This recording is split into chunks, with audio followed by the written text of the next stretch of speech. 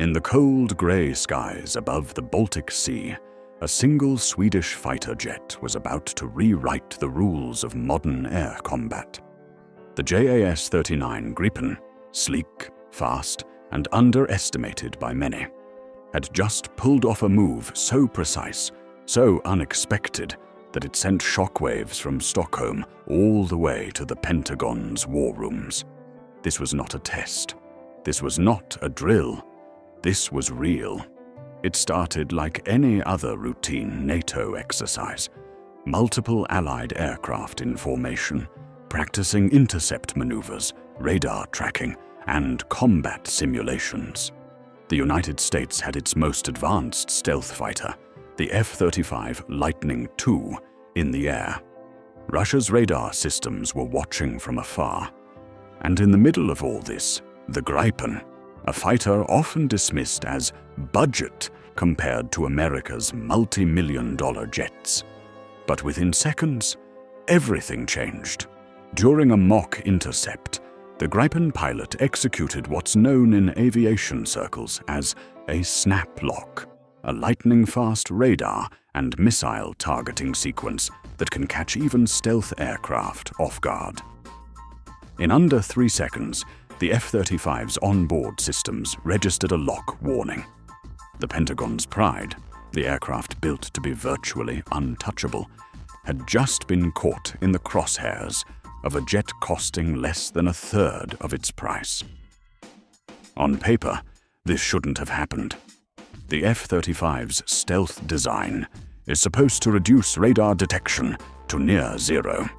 But the Gripen's advanced AESA radar, combined with electronic warfare systems and the pilot's split-second decision-making, exploited a momentary weakness in the F-35's flight profile. It wasn't just skill, it was technology, timing, and tactics all working together in perfect harmony. The other pilots didn't even realize what had happened until the exercise was over. The Gripen's pilot stayed calm, breaking formation and fading into the clouds as though nothing unusual had happened. But the debrief room told a different story. The data showed it clearly. A perfect targeting solution against one of the most sophisticated war machines on Earth. Within hours, reports reached US military analysts. At first, some dismissed it as a fluke, but further review of the radar data confirmed the truth. This wasn't luck. It was a calculated move that revealed a vulnerability no one expected. And if a Gripen could do this in a controlled exercise, what could it do in a real battlefield scenario against an unprepared opponent? And if a Gripen could do this in a controlled exercise, what could it do in a real battlefield scenario against an unprepared opponent? That question was now echoing through the Pentagon's halls, through classified briefing rooms, and across the desks of top US defense contractors. The Gripen had not just embarrassed the F-35 in front of Allied pilots, it had exposed a potential weakness that America's rivals would be eager to exploit.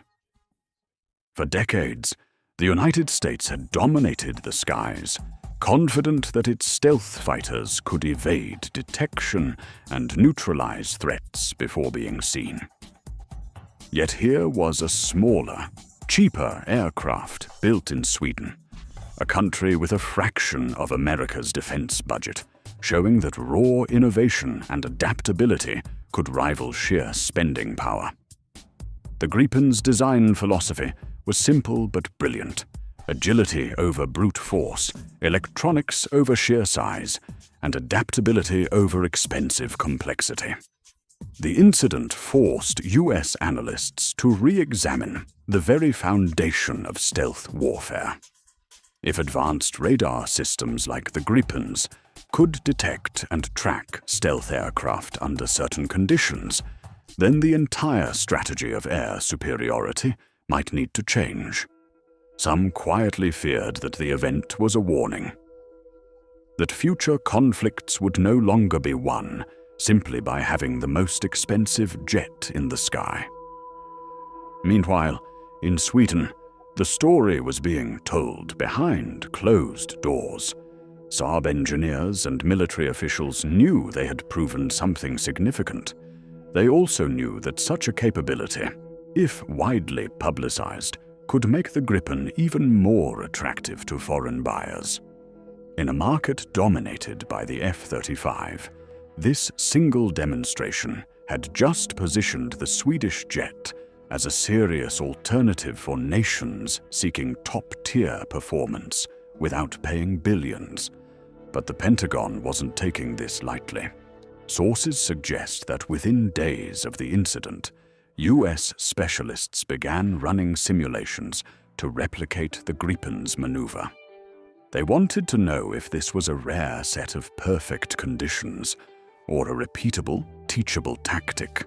If the latter was true, every enemy with advanced radar technology could potentially exploit the same vulnerability. The idea that a jet costing under $70 million could consistently outmaneuver a $100+ million stealth fighter was unthinkable. And yet the data didn't lie. Behind closed doors, military strategists debated possible countermeasures.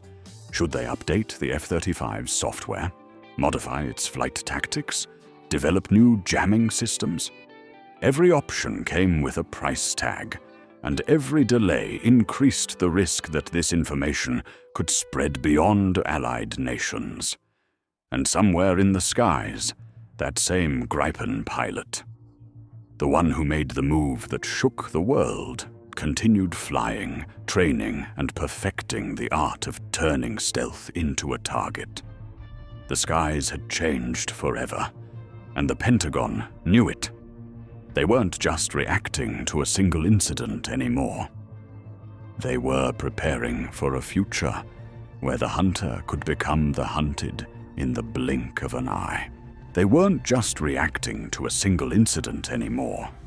They were preparing for a future where the hunter could become the hunted in the blink of an eye. And that thought terrified military planners more than they were willing to admit.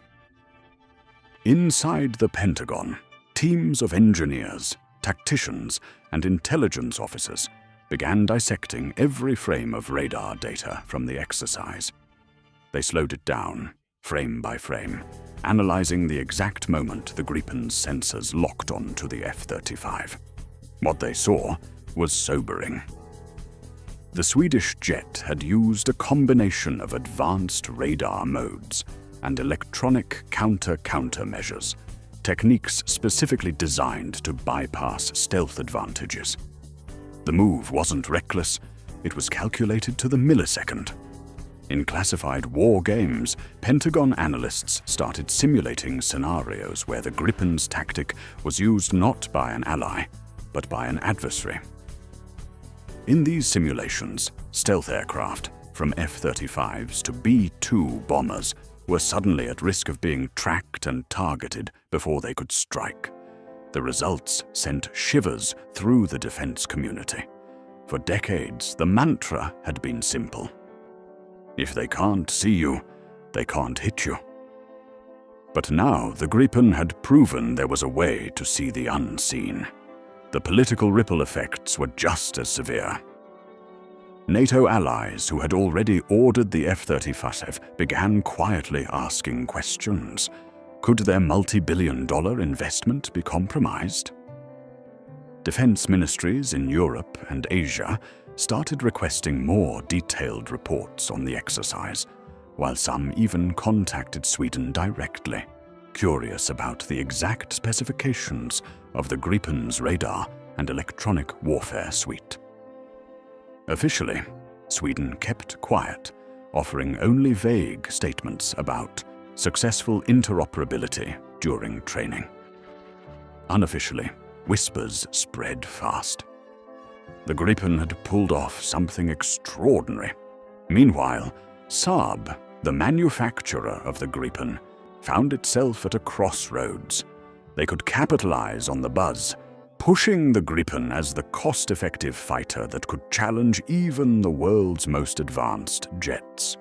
Or they could remain discreet, avoiding public confrontation with the US, while letting the incident speak for itself in defense circles. Either way, the Gripen's reputation had skyrocketed overnight. But the most alarming realization for US officials came from a deeper analysis. The tactic the Gripen used didn't rely on some secret Swedish-only technology. In fact, with the right modifications, other nations could replicate the maneuver. Countries like China or Russia, both of whom have been investing heavily in radar and electronic warfare, could adapt similar methods to threaten American air dominance.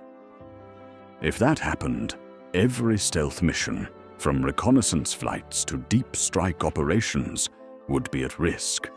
Behind the scenes, high-level meetings between US and NATO commanders grew tense.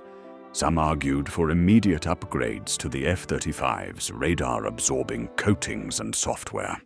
Others pushed for entirely new tactics, avoiding flight patterns that could be exploited.